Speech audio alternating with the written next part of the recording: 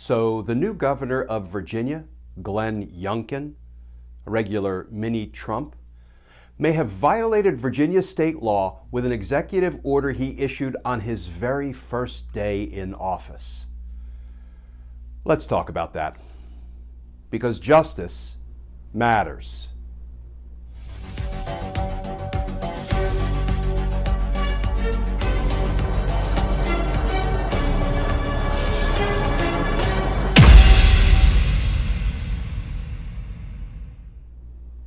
Hey all, Glenn Kirshner here. So the newly minted governor of Virginia, Glenn Youngkin, signed some executive orders on his first day in office. First of all, who is Glenn Youngkin? Well, he's a longtime private equity executive who preys on the fears of suburban parents. He's obscenely wealthy.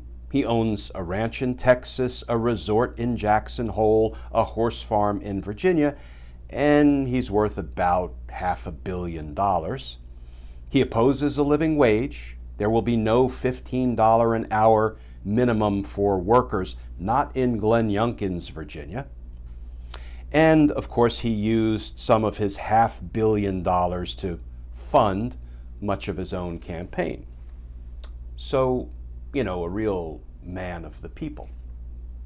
Well, what were two of his very first executive orders on day one in office? This from CBS News. Youngkin begins term as Virginia governor with executive actions on critical race theory, masks in schools.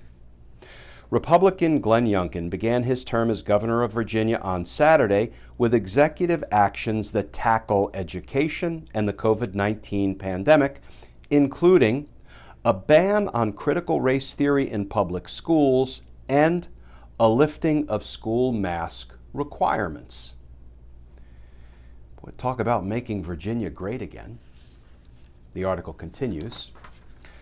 The first executive order from the governor prohibits the teaching of inherently divisive concepts, including critical race theory, an academic concept developed by legal scholars to examine the ongoing effects of racism in American policies and institutions. So there will be no teaching of, quote, inherently divisive concepts, close quote, like racism, sexism, xenophobia.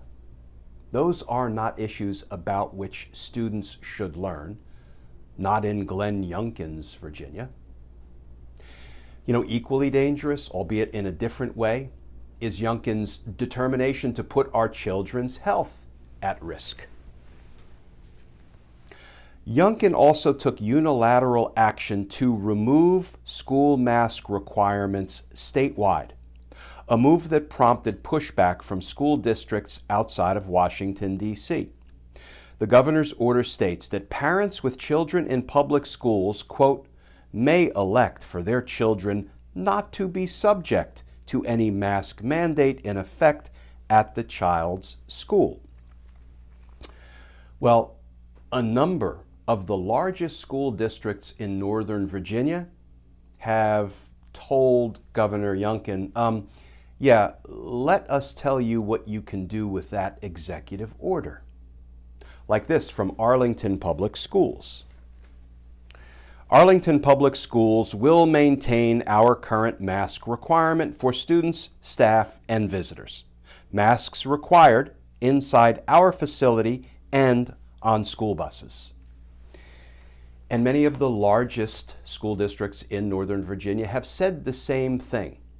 Thank you very much, Governor Youngkin. We will not be following your executive order. And some may ask, well, Youngkin has spoken. How can the school districts take that position? Well, it turns out the school districts are following Virginia state law. This from NBC News in Washington. Youngkin's order conflicts with Virginia law that requires school districts to follow U.S. Centers for Disease Control and Prevention, the CDC, guidelines on mitigating the spread of COVID, The guidelines recommend masks for all students and staff in schools. Talk about a lousy first day on the job, right?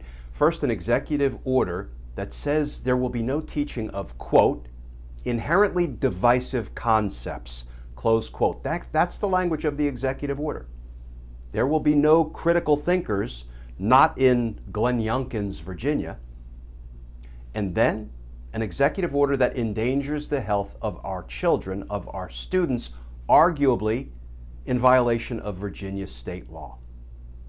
You know, it almost feels like Youngkin is in some kind of a competition with Florida Governor Ron DeSantis to see, which state can have the highest infection rate. And when it comes to issuing an executive order on your first day in office that is contrary to Virginia state law, I would have to ask the governor, Governor Youngkin, in your entire career, your 25 years as a private equity executive, did the laws not apply to you? I mean, who do you think you are? Donald Trump? Friends, let this energize us. Let this drive us to the polls in 2022 in numbers even greater than in 2020. Because we can't afford to have people like Glenn Youngkin in power. Raising critical thinkers matters. Protecting our students, our children, matters. Justice matters. Friends, as always, please stay safe, please stay tuned, and I look forward to talking with you all again tomorrow.